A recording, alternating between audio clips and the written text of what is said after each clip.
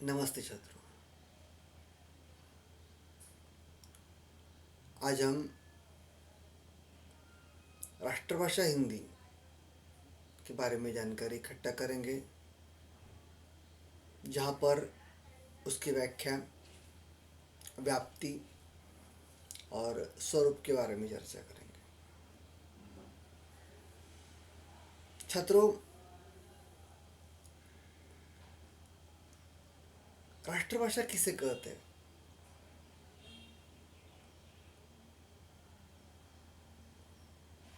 तो इसकी एक जो परिभाषा जो आमतौर पर सभी लोग बताते हैं कि जिस भाषा में उस देश के लोग आसानी से बातचीत कर लेते हैं, बोल लेते हैं, जिस भाषा को उस देश के लोग आसानी से समझ लेते हैं, जिस भाषा में लोग अपने विचार व्यक्त करते हैं,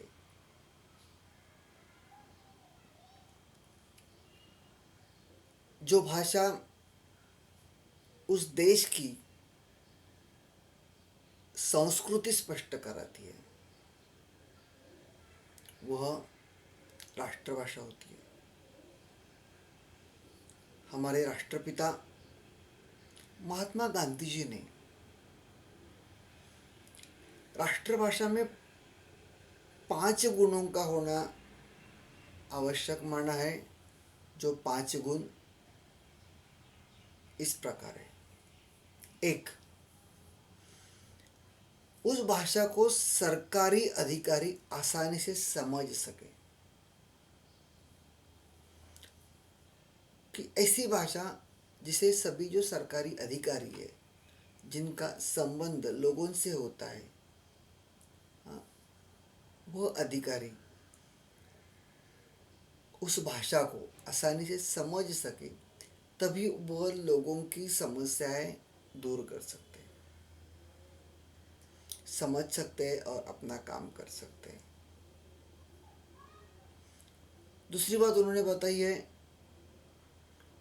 वह समस्त धार्मिक, आर्थिक, राजनीतिक संपर्क के माध्यम के रूप में प्रयोग में सक्षम हो।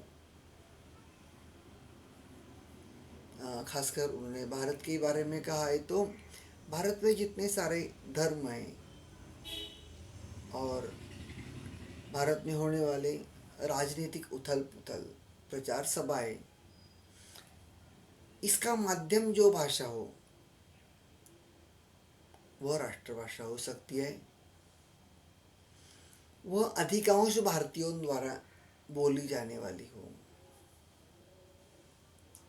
चौथा गुण उन्होंने बताया है, सारे देश को उसे सीखने में आसानी हो, लोग उसे आसानी से समझ सके, अधिकारी नहीं तो लोग भी उसे आसानी से समझ सके, सीख सके।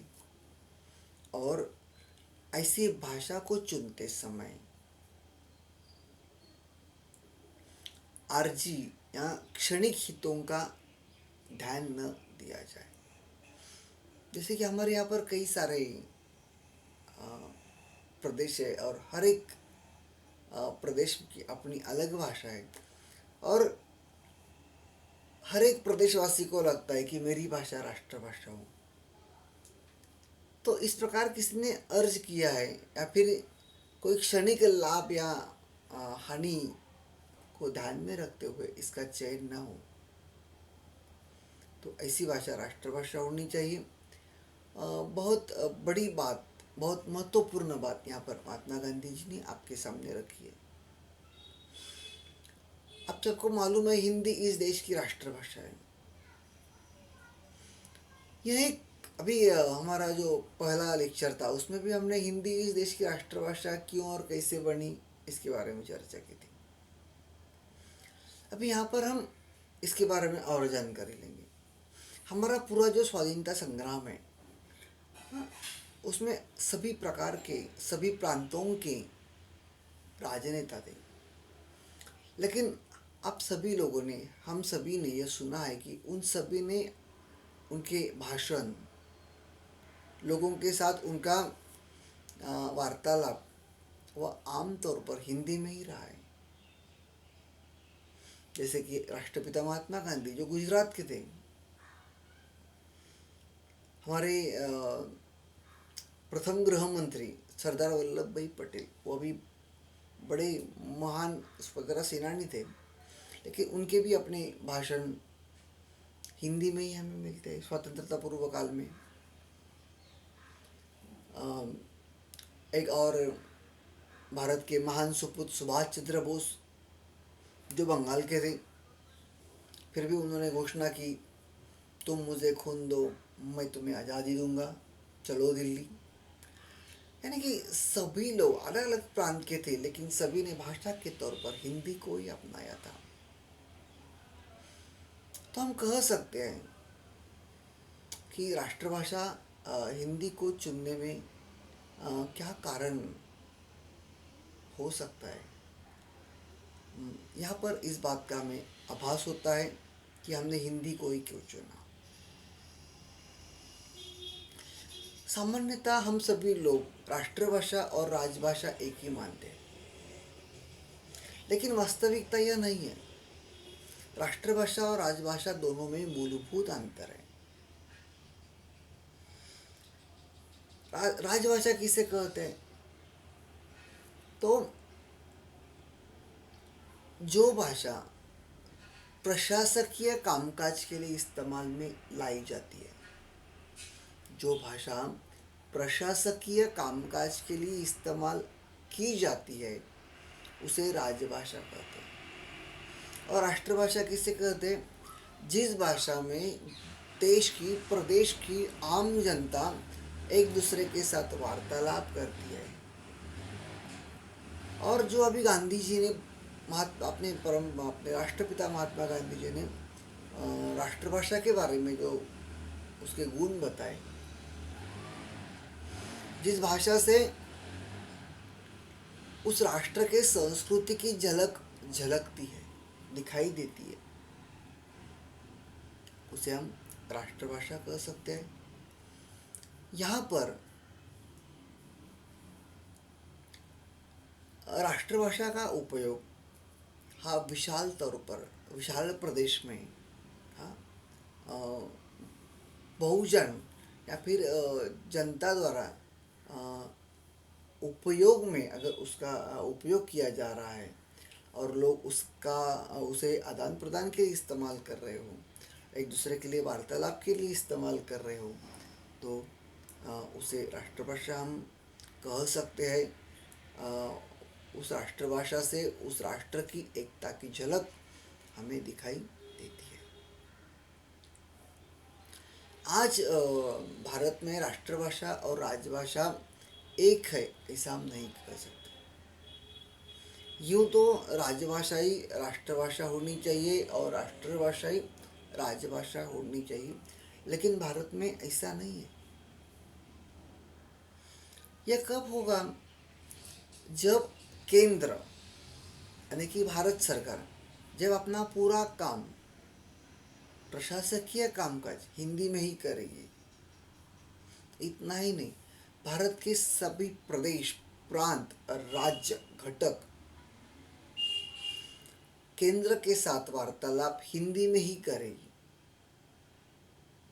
इतना ही नहीं, जब केंद्र सरकार या फिर भारत सरकार विदेशों के साथ उनका पत्र व्यवहार हिंदी में ही जब करेगी, तभी सही मायने में हिंदी इस देश की राजभाषा बन पाएगी, राजभाषा के पद पर विराजमान हो पाएगी। आज स्थिति वस्तुतः, वास्तविकता ऐसी नहीं है। फिर भी बड़े पैमाने पर कई सारे कारण हैं हिंदी इस देश की राष्ट्रभाषा है, क्योंकि राष्ट्रभाषा राष्ट्र के प्रतीकों में से एक होती है, एक पहचान होती है राष्ट्र की। जैसे कि अपनी भारत भूमि, भारत माता, अपना राष्ट्रगीत, राष्ट्रीय स्मारक, राष्ट्रीय व्यक्तित्व, राष्ट्रीय ध्वज, राष्ट्रीय गीत, तो इन सबको जो सम्मान, जो मान मिलता है, वही मान, वही सम्मान राष्ट्रभाषा का भी होता है। और इसलिए हमने अ, अपने संविधान में, अपने घटना में इस बात का स्पष्ट रूप से प्रावधान किया है कि भले ही सही मायने में इस देश की राष्ट्रभाषा हिंदी अभी उस पद पर विराजमान हम नहीं कर सकते, लेकिन हिंदी को ही हम राष्ट्रभाषा मानेंगे। उस 14 सितंबर जो हिंदी दिन है, उस दिन को पूरे भारतवासी गर्व के साथ हिंदी दिवस के रूप में हम उसे मनाते हैं। जैसे कि एक महान भाषा वैज्ञानिक जिसका हमने कल उल्लेख किया था, पिछली दासिका में उल्लेख किया था, भोलानाथ तिवारी, इन्होंने राष्ट्रभाषा के ऊपर भी अपनी एक बहुत अच्छी परिभाषा, व्याख्या की है, जिसका हम अध्ययन करेंगे। जब कोई बोली आदर्श भाषा बनने के बाद भी, आदर्श भाषा बनने के बाद भी और उन्नत होकर और भी महत्वपूर्ण बन जाती है, तथा पूरे राष्ट्रीय देश में अन्य भाषा क्षेत्र तथा अन्य भाषा परिवार क्षेत्र में भी उसका प्रयोग सार्वजनिक कामों आदि में होने लगता है, तो वह राष्ट्रभाषा का पद पा लेती है। वस्तुतः ऐसी राष्ट्रभाषा का ही दूसरा नाम संपर्क भाषा है। इसे हम क्या कहेंगे? इसे ही संपर्क भाषा भी कह सकते हैं। जब किसी भी राष्ट्र की केंद्रीय सरकार अपने सभी काम संपर्क भाषा के माध्यम से करना पसंद करती है, तो वह भाषा राष्ट्रभाषा के पद पर विराजमान हो जाती है। हिंदी को राष्ट्रभाषा का सही सम्मान तभी प्राप्त होगा जब हमारे दिमाग पर चढ़ा अंग्रेजी की श्रेष्ठता का भूत उतर जा पाएगा। आज हमारे यहाँ पर यह एक बहुत बड़ी दुविधा है।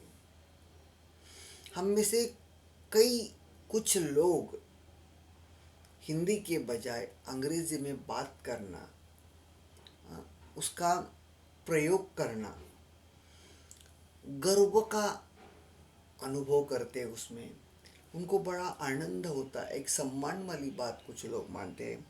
और ये जो हमारे अंदर अंग्रेजी भाषा का जो भूत है, वो जब तक नहीं उतर पाएगा, तब तक सही मायने में हम हिंदी को राष्ट्रभाषा के पद पर विराजमान करने में असमर्थ रहेंगे। यह वस्तुतः सत्य है कि हमारी संस्कृति, हमारी प्रथाएं, हमारी परंपराएं यह हिंदी से जुड़ी है, हमारी राष्ट्रभाषा से जुड़ी है। हमारा पूरा स्वाधीनता संग्राम हिंदी राष्ट्रभाषा में ही हुआ है। ऐसा होने के बावजूद भी 150 साल तक यहाँ पर अंग्रेज़ों ने जो राज किया था, उसकी वजह से आज भी हमारी मानसिकता अंग्रेजी की गुलाम बन चुकी है। उसे जब तक हम अपने से बाहर नहीं निकालेंगे, तब तक हिंदी को हम सही मायने में राष्ट्रभाषा के पद पर और राजभाषा के पद पर विराजमान करने में असमर्थ रहेंगे। ऐसा होने के बावजूद भी हमने हमारे संविधान में हिंदी को प्रातिनिधिक तौर पर हिंदी को राष्ट्रभाषा के पद पर विराजमान किया है। हर साल 14 सितंबर को हम हिंदी राष्ट्रभाषा दिवस बड़े उत्साह के साथ मनाते हैं। हम यह कोशिश करते हैं, हमारी यह भावना होती है कि हिंदी का विकास बड़े तेज़ी से हो, और सभी लोग हिंदी में चर्चा करें, वार्तालाप करें, लेकिन अभी भी उसे 100% यश प्राप्त हुआ नहीं है। छात्रों, इस तासिका में हमने राष्ट्रभाषा के बारे में बहुत सारी जानकारी प्राप्त की है।